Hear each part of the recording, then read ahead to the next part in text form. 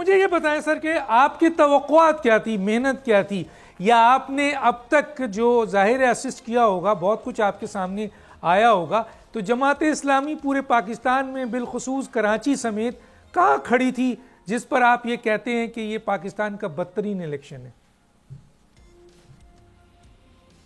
देखिए, तो सिर्फ हम नहीं कहते हैं, तमाम सियासी जमातें कहते हैं, हत्ता कि जो जीत गए हैं वो भी कहते हैं, और उनके चेहरों पर भी कोई खुशी नहीं है। मुबारकबाद लेने भी लोग जाते हैं तो वो लेते नहीं हैं।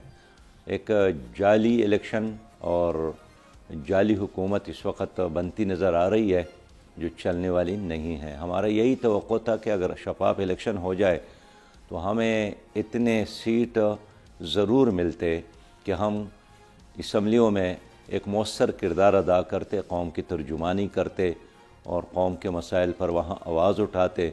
इसलिए कि अगर हम हुकूमत न भी बना सके तो इतना ज़रूर मौसर होते कि निज़ाम को चलाने में और ट्रैक पे डालने में अपना मौसर किरदार अदा करते हैं।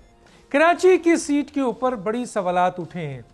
आप क्या समझते हैं, कराची में पाकिस्तान पीपल्स पार्टी और मुत्तहदा कौमी मूवमेंट को कामयाबी मिली है?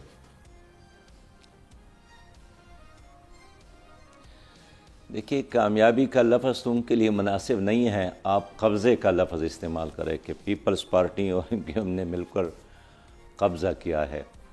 और पहले बल्दियाती इलेक्शन में भी उन्होंने इस तरह किया, अब जनरल इलेक्शन में भी उन्होंने इस तरह किया है। इसलिए कि आप देखिए, बहुत सारे हलकों में तकरीबन 6 तो ऐसे हलके हैं जहाँ फार्म 45 हमारे साथ मौजूद है और हम हर अदालत में उसको पेश करते हैं।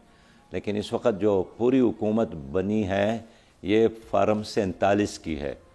फार्म 47 नाम है उस जाली सर्टिफिकेट का जिसका कोई सर पैर नहीं है, जिसके पीछे कोई लॉजिक नहीं है और एक फ़र्द ने अपनी तरफ से वो बनाया है। लेकिन जिनके साथ फार्म 45 मौजूद है, इन पर तमाम पोलिंग एजेंट के दस्तखत होते हैं, प्रिजाइडिंग के अफसर दस्तखत होते हैं।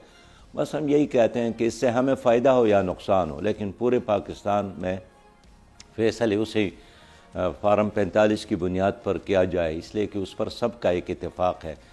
लेकिन क्या जो लोग कामयाब हो गए हैं या जो हुकूमत इस वक्त बन रही है उसमें इतनी अखलाकी जुर्रत है कि इस सच्चाई को तस्लीम करें? वो चाहते हैं कि बस सुनी अनसुनी हो जाए, रात गई और बात गई कि मसदाक इस इलेक्शन को भूल जाए और हुकूमत बने और वो पुराने वारे नियारे का दौर दोबारा। मैं आगे बात करूंगा, आगे हुकूमत के ऊपर बात करूंगा, आगे बात करूंगा। बहुत जुल्म हुआ जी, कराची पे पूछना था मैं। आप कह रहे हैं कराची पे जुल्म हुआ, कितनी सीटें हैं मैं सर? यही अर्ज करता हूँ ना डॉक्टर साहब, कराची में बहुत जुल्म हुआ।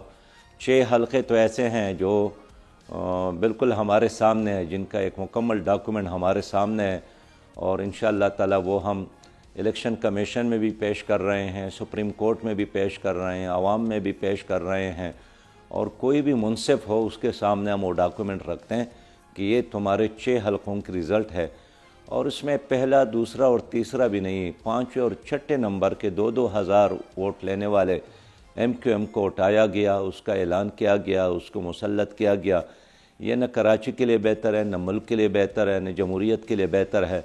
हमने पहले मरहले में इसको मुस्तरद किया है और इस हक़ के उसूल के लिए हम भरपूर जद्दोजहद कर रहे हैं। सब्सक्राइब करें और बेल दबाएं ताकि कोई खबर रह न जाए।